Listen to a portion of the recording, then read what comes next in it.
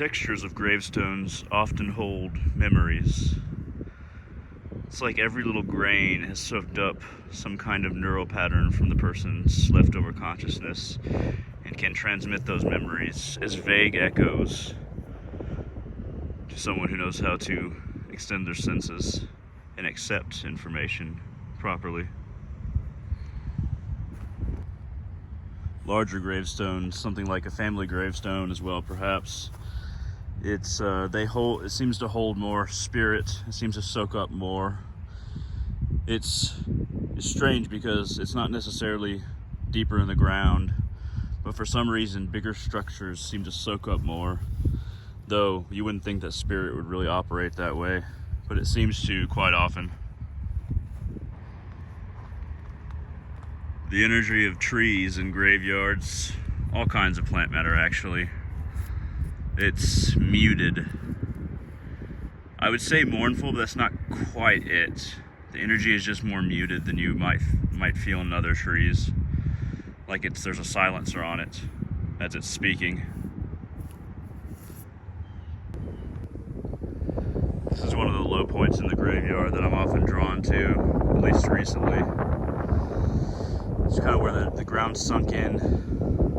When you step into it, energetically it feels like you're kind of on the level with the rest of the graveyard. It feels more like you're at one with the graveyard at this low spot right here. Because there's a certain plane of energy throughout the graveyard. And in low points, sometimes you can feel submerged in it, like you're submerged in like a pool or a lake or something like that. But it definitely feels more like I'm in it when I'm in this kind of recession in the ground. Trees that grow out of, or at least very near to, someone's grave, that tree often has a special connection to that person's spirit, and that tree can aid in communication with them, or might have that person's essence or vibration just a bit left on it as it grew nearby, or perhaps in the best case scenarios even out of. Perhaps the seed was below, but that's only best case scenarios. As far as grave dirt goes, a lot of people will try to get dirt that's directly on a freshly dug grave. So a lot of the time, the dirt doesn't really feel that charged for me yet. It just depends on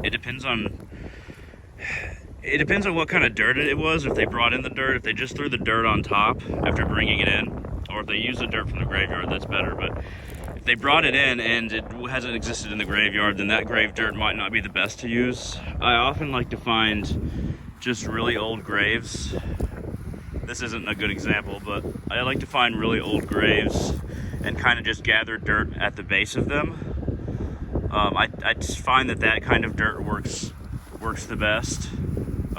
You'll keep in mind having a good relationship with the graveyard and even a particular grave that you're working with. But if you gather dirt kind of at the bottom of the gravestone, I find that kind of grave dirt works best for me, especially with very old graves. These have just been some thoughts that I had here today, just about grave working in general.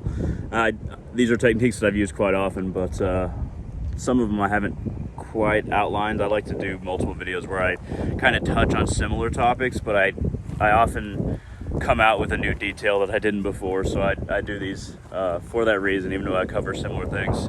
But these have just been a few of my techniques and personal gnosis on working in graveyards. Hope you all enjoyed this. This is my first and foremost favorite graveyard. It's not the one nearest to where I live, but this is, I've been working in this one for many years, probably about 8 years now. At any rate, thank you very much for watching. Hope you enjoyed this, and all of you have a wonderful day.